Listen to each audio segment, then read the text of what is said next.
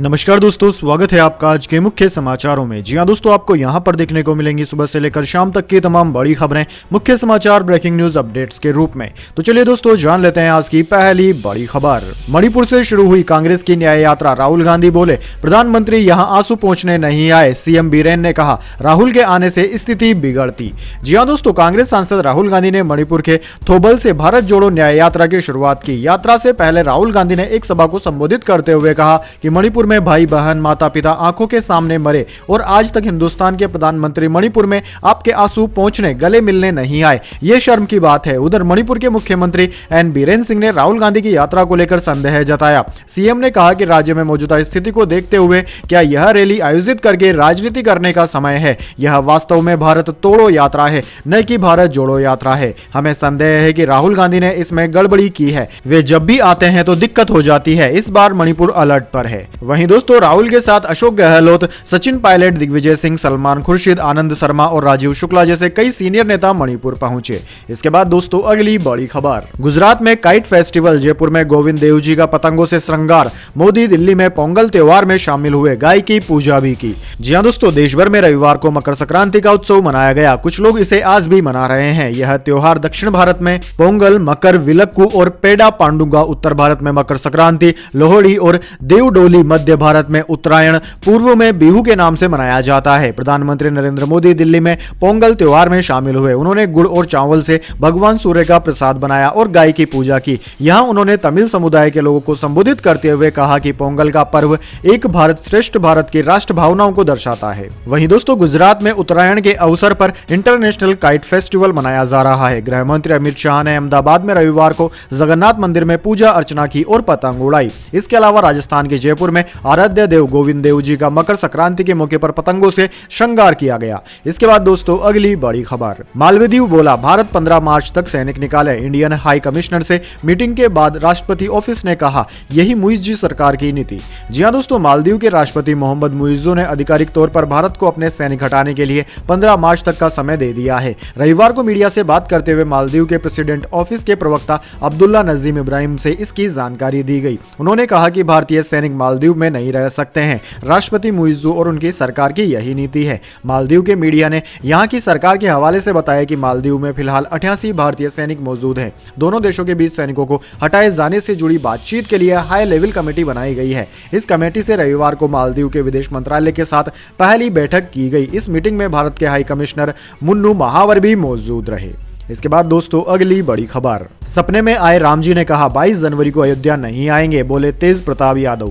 जी हां दोस्तों, अयोध्या में नवनिर्मित राम मंदिर में 22 जनवरी को रामलला की मूर्ति की प्राण प्रतिष्ठा होनी है। इसको लेकर तैयारियां तेजी से चल रही हैं। साथ ही सियासी बयानबाजी भी जोरों पर है। इसी कड़ी में बिहार के मुख्यमंत्री रहे लालू प्रसाद यादव के बेटे तेज प्रताप यादव ने भी बड़ा बयान दिया है। प्राण प्रतिष्ठा कार्यक्रम को लेकर मंत्री तेज प्रताप यादव ने कहा कि 22 जनवरी को राम जी अयोध्या नहीं आएंगे। राम जी मेरे सपने में आए थे, वो बोले सब ढोंग कर रहा है, हम उस दिन एबे नहीं करेंगे। तेज प्रताप ने आगे कहा कि जब चुनाव आता है तो मंदिर आगे आ जाता है, चुनाव खत्म होते ही मंदिर को पूछा नहीं जाता। ये बातें उन्होंने अपने संगठन डीएसएस के स्थापना दिवस के अवसर पर कही। इसके बाद दोस्तों, अगली बड़ी खबर। दुनिया में बस एक ही चीन, ताइवान उसका हिस्सा, कट्टर विरोधी के राष्ट्रपति बनने पर भड़क गया ड्रैगन। जी हां दोस्तों, ताइवान चुनाव में कट्टर चीन विरोधी पार्टी की प्रचंड जीत को लेकर चीन बौखलाया हुआ है। यही वजह है कि ताइवान के चुनावी नतीजों को लेकर चीन ने कहा है कि ताइवान एक तरह से चीन का आंतरिक मामला है। चीन के विदेश मंत्रालय के प्रवक्ता ने कहा कि ताइवान में जो भी बदलाव हो रहे हैं उसका बुनियादी तथ्य यह है कि दुनिया में सिर्फ एक ही चीन है और ताइवान उसका हिस्सा है और इस तथ्य में किसी भी कीमत पर बदलाव नहीं होगा। चीन ने कहा कि हम एक चीन सिद्धांत में विश्वास करते हैं, ताइवान की स्वतंत्रता का विरोध करते हैं और एक चीन एक ताइवान के इस रुख में बदलाव नहीं होगा। वहीं एक चीन सिद्धांत को बनाए रखने को लेकर अंतर्राष्ट्रीय समुदाय के मौजूदा रुख में भी कोई बदलाव नहीं होगा। इसके बाद दोस्तों, अगली बड़ी खबर। मिलिंद देवड़ा शिवसेना में शामिल, कहा कांग्रेस का एकमात्र लक्ष्य प्रधानमंत्री जो कहे उसके खिलाफ बोलना। जयराम रमेश बोले इस्तीफे की टाइमिंग मोदी ने तय की। जी हां दोस्तों, राहुल गांधी की न्याय यात्रा से पहले रविवार 14 जनवरी को मिलिंद देवड़ा ने शिवसेना यानी कि शिंदे गुट ज्वाइन कर ली। मिलिंद दिग्गज कांग्रेसी नेता रहे मुरली देवड़ा के बेटे हैं। मिलिंद ने इस्तीफे की जानकारी सोशल मीडिया पर दी थी। उन्होंने सोशल मीडिया पर लिखा, आज मेरे राजनीतिक सफर का एक महत्वपूर्ण अध्याय खत्म हुआ। मैंने कांग्रेस की प्राथमिक सदस्यता से इस्तीफा दे दिया है। इसी के साथ पार्टी के साथ मेरे परिवार का 55 साल पुराना रिश्ता खत्म हो गया। मिलिंद देवड़ा के पार्टी छोड़ने पर कांग्रेस सांसद जयराम रमेश ने कहा कि इस्तीफे की टाइमिंग प्रधानमंत्री मोदी ने तय की है। उनके पिता मुरली देवड़ा कांग्रेस के बड़े नेता थे। उनकी दोस्ती सभी पार्टियों से थी, लेकिन वे कांग्रेस के अटल और दृढ़ नेता थे। इसके बाद दोस्तों अगली बड़ी खबर, लद्दाख सीमा में हालात सामान्य नहीं, कश्मीर में पाकिस्तान की आतंकी साजिशें, सैन्य कमांडर ने किया खुलासा। जी हां दोस्तों, सेना के एक शीर्ष कमांडर ने रविवार को कहा है कि उत्तरी सीमा पर हालात स्थिर हैं लेकिन सामान्य नहीं है। उन्होंने यह टिप्पणी लद्दाख क्षेत्र में वास्तविक नियंत्रण रेखा यानी कि LAC के संदर्भ में कही। उत्तरी कमान के general office commanding in chief lieutenant general Upendra Dwivedi ने कहा कि मई 2020 में पूर्वी लद्दाख के 7 गतिरोध वाले स्थानों में से 5 का समाधान भारतीय सेना और जनमुक्ति सेना ने कर लिया था और बाकी 2 स्थानों के लिए बातचीत जारी है। उन्होंने संवाददाताओं से कहा कि उत्तरी सीमा पर स्थिति स्थिर है लेकिन सामान्य नहीं है, या मैं कह सकता हूं कि यह संवेदनशील है।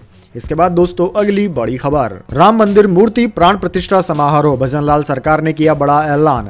जी हां दोस्तों, राम मंदिर प्राण प्रतिष्ठा समारोह की तैयारियों को लेकर भाजपा ने राजस्थान के सभी धार्मिक और सार्वजनिक स्थानों पर साफ सफाई का अभियान शुरू कर दिया है। धार्मिक स्थलों पर आयोजित कार्यक्रमों से भारतीय जनता पार्टी ने जन जन को 22 जनवरी को होने वाले राम मंदिर मूर्ति प्राण प्रतिष्ठा समारोह से जोड़ने की कवायद कर रही है। वहीं दोस्तों राज्य सरकार ने इस अभियान को दमदार तरीके से आगे बढ़ाने के लिए देवस्थान विभाग के साथ साथ निजी मंदिरों में बेहतर साफ सफाई करने वालों को पुरस्कृत करने की घोषणा कर दी है। आगामी 22 जनवरी को होने वाले राम मंदिर प्राण प्रतिष्ठा समारोह के लिए भाजपा अब भगवान के दर सहित आम जनता तक पहुंचने की कवायद में जुट गई है।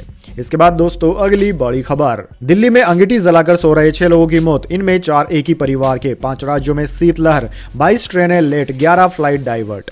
जी हां दोस्तों, उत्तर भारत के राज्यों में रविवार की सुबह घने कोहरे के साथ हुई। कई इलाकों में जीरो विजिबिलिटी और टेम्परेचर 3.5 डिग्री सेंटीग्रेड रहा। ठंड से बचने दिल्ली में अंगीठी जलाकर सोए 6 लोगों की मौत की खबर है। इनमें 4 एक ही परिवार के थे। वहीं दोस्तों कोहरे के कारण दिल्ली आने वाली 22 ट्रेनें देरी से चल रही है। हालांकि दिल्ली में 15 जनवरी से स्कूल फिर खुल जाएंगे, लेकिन इनका समय सुबह 9 बजे से रखा गया है। वहीं दोस्तों 4:30 बजे सुबह 7 बजे से लेकर 7 फ्लाइट्स को जयपुर और 1 फ्लाइट को मुंबई डाइवर्ट किया गया। बेंगलुरु में खराब मौसम के चलते केम्पेगौड़ा एयरपोर्ट से 44 फ्लाइट्स देरी से उड़ान भर सकी। वहीं दोस्तों इसी सीजन में पहली बार दिल्ली के पालम, सफदरजंग, राजस्थान के श्रीनगर, पंजाब के पटियाला, हरियाणा के अंबाला, चंडीगढ़, यूपी के बरेली, लखनऊ, बहराइच, वाराणसी, प्रयागराज और असम के तेजपुर में जीरो विजिबिलिटी भी रिकॉर्ड की गई। इसके बाद दोस्तों अगली बड़ी खबर, महिला CEO का पुलिस स्टेशन में पति से आमना सामना, बोली जब तक मैं हिरासत में हूं तुम आजाद हो, बेटी की हत्या से इनकार किया।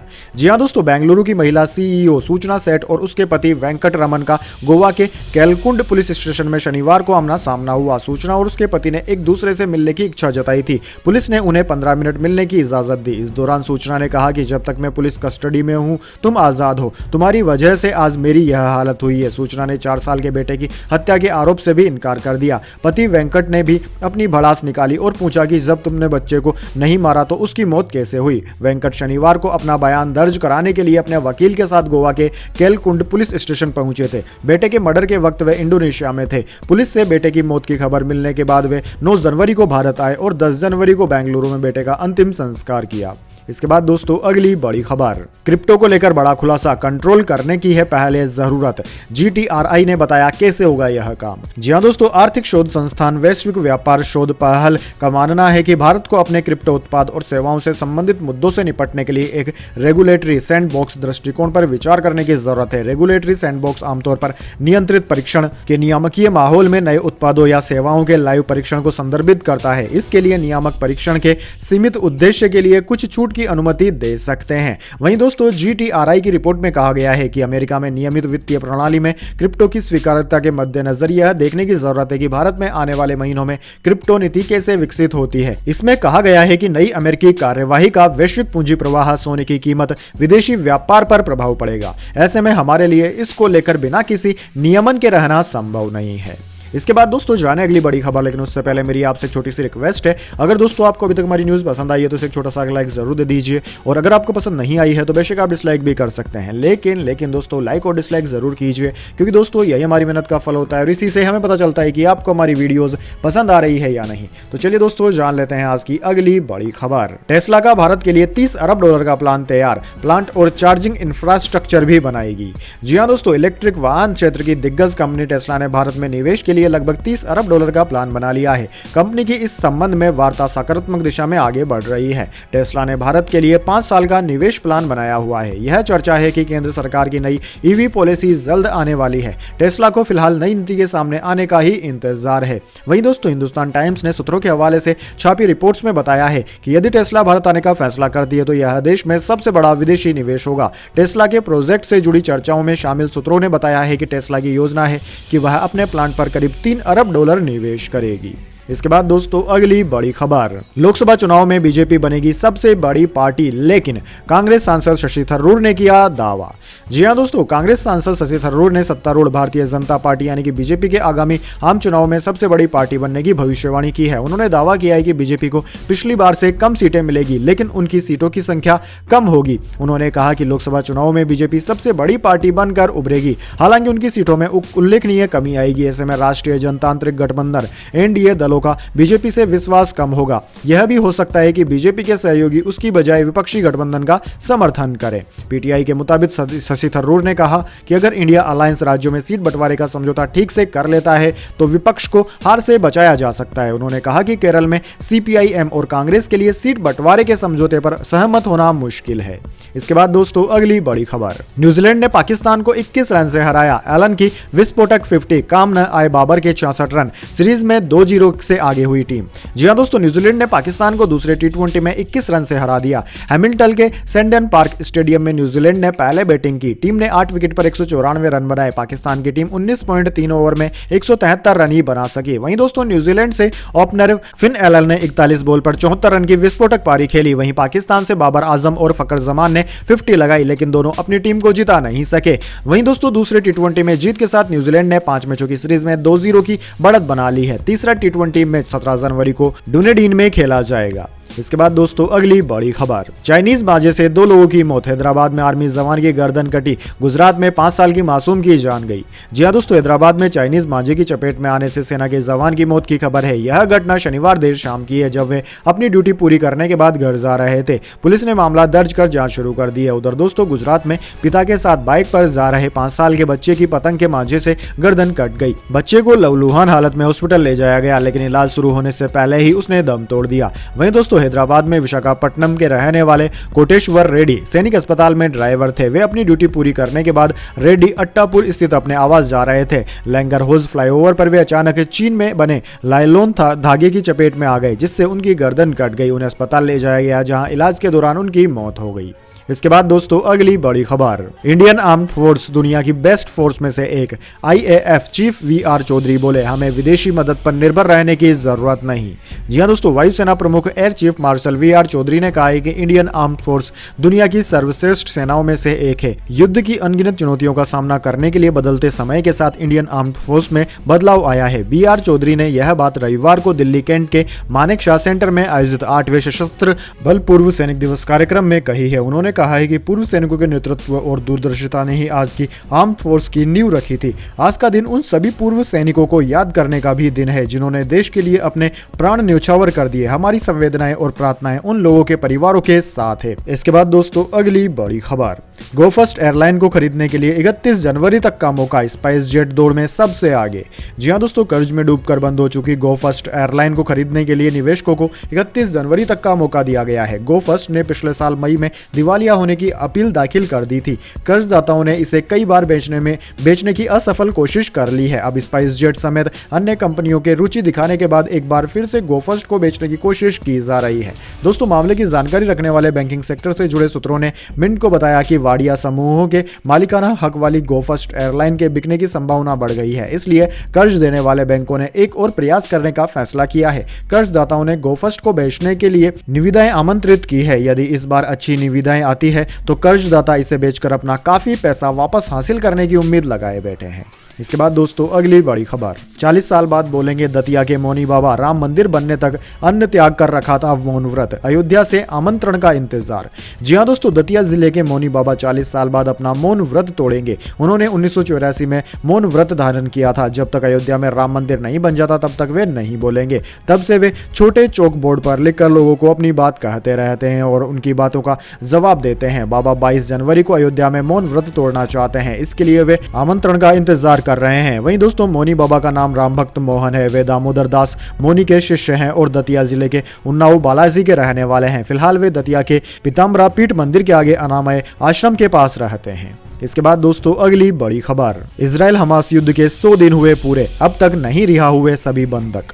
जी हां दोस्तों, इजराइल हमास युद्ध को 100 दिन पूरे हो चुके हैं। 7 अक्टूबर 2023 को हमास के लड़ाकों ने इजराइल पर हवाई और जमीनी हमला किया था। इसके बाद इजराइल ने हमास के खिलाफ ऐसा युद्ध छेड़ा कि गाजा का एक हिस्सा मानो कब्रिस्तान बन गया। युद्ध में लंबे समय तक बंधक संकट के साथ घटनाओं में विनाशकारी मोड़ देखा गया। युद्ध विराम पर बातचीत करने और बंधकों की रिहाई सुनिश्चित करने की अंतर्राष्ट्रीय कोशिशों के बावजूद हमास ने अभी तक सभी बंधकों को रिहा नहीं किया है। इजराइल में शनिवार की रात हजारों की संख्या में इजरायली नागरिक सड़कों पर उतरे। बेंजामिन नेतन्याहू शासन से उन्होंने जल्द अपने प्रियजनों को रिहा कराने की अपील की। कमोपेश 130 बंधक अब भी हमास की कैद में हैं और आशंका है कि इनमें से कुछ की मौत भी हो गई है। हमास के लड़ाकों ने 7 अक्टूबर को इजरायली शहर किब्बुत्ज सैन्य अड्डे और सीमाई शहरों पर हमले किए थे। लड़ाकों ने यहां से कमोपेश 240 इजरायली विदेशी नागरिकों को बंधक बना लिया था और उन्हें गाजा ले गए थे। इसके बाद दोस्तों अगली बड़ी खबर, 2027 तक समृद्ध भारतीयों की संख्या 10 करोड़ हो जाएगी। गोल्डमैन सैक्स की रिपोर्ट में दावा, 4% कामकाजी आबादी की सालाना आय 8.88 लाख से ज्यादा। जी हां दोस्तों, अगले 4 साल में यानी कि 2027 तक समृद्ध भारतीयों की संख्या 100 मिलियन यानी कि 10 करोड़ के पार हो जाएगी। गोल्डमैन सैक्स की रिपोर्ट में यह बात कही गई है। दुनिया में केवल 14 देश ऐसे हैं जिनकी आबादी 100 मिलियन से ज्यादा है। वहीं भारतीय जो पहले से ही कंज्यूमर एंड वेल्थ क्रिएशन में बदलाव के लिए जिम्मेदार हैं, वे लग्जरी गुड्स से लेकर शेयर मार्केट, एसयूवी से लेकर ज्वेलरी तक और अन्य कई चीजों पर भी बड़ा प्रभाव डालेंगे। वहीं दोस्तों गोल्डमैन सैक्स की report the rise of influential India में बताया गया है कि भारतीयों की हर साल $10,000 से ज्यादा की इनकम है और करंट एक्सचेंज रेट 8.3 लाख रुपए है। इसके बाद दोस्तों अगली बड़ी खबर, डीमार्ट का Q3 फाइनेंशियल ईयर 2024 का रिजल्ट जारी। तीसरी तिमाही में कंपनी का नेट प्रॉफिट 17% बढ़कर 690.41 करोड़ रहा। रेवेन्यू 17.3% बढ़ा। जी हां दोस्तों, रिटेल चेन डीमार्ट ऑपरेट करने वाली कंपनी एवेन्यू सुपरमार्ट्स ने शनिवार को फाइनेंशियल ईयर 2023-24 की तिमाही में नतीजे घोषित कर दिए हैं। तीसरी तिमाही में एवेन्यू सुपरमार्ट्स का कंसोलिडेटेड नेट प्रॉफिट सालाना आधार पर 17.09% बढ़कर 690.41 करोड़ रुपए रहा। कंपनी ने पिछले साल की समान तिमाही में 589.64 करोड़ का नेट प्रॉफिट दर्ज किया था। तीसरी तिमाही में कंपनी का स्टैंड अलोन नेट प्रॉफिट 14.9% बढ़ा है। यह पिछले साल की समान तिमाही में 641.07 करोड़ रुपए रहा था। तो दोस्तों यह थी आज की तमाम बड़ी खबरें। इसके बाद दोस्तों बारी आती है आज के माइंड क्विज क्वेश्चन की। जी हां दोस्तों, एक आसान से सवाल का जवाब देकर आप जीत सकते हैं एक सरप्राइज गिफ्ट हमारे यूट्यूब चैनल की ओर से। तो दोस्तों आज का सवाल आपकी स्क्रीन पर आ चुका है। भारतीय स्टॉक मार्केट के बिग बुल के नाम से किसको जाना जाता है? जी हां दोस्तों, आप जानते हैं भारतीय स्टॉक मार्केट में बिग बुल किसे कहा जाता है या बिग बुल के नाम से कौन सा व्यक्ति फेमस है? तो जल्दी से उस व्यक्ति का नाम कमेंट बॉक्स में लिख दीजिएगा। दोस्तों आपका जवाब होता है एकदम सही और आप चुन जाते हैं लकी विजेता ग्रुप में, तो आपको मिल सकता है एक सरप्राइज गिफ्ट हमारे यूट्यूब चैनल की ओर से। तो दोस्तों जल्दी से अपना उत्तर कमेंट बॉक्स में लिख दीजिए, वीडियो को लाइक कर लीजिए और चैनल को सब्सक्राइब करके बेल आइकन भी दबा लीजिए। धन्यवाद। वंदे मातरम। जय हिंद, जय भारत।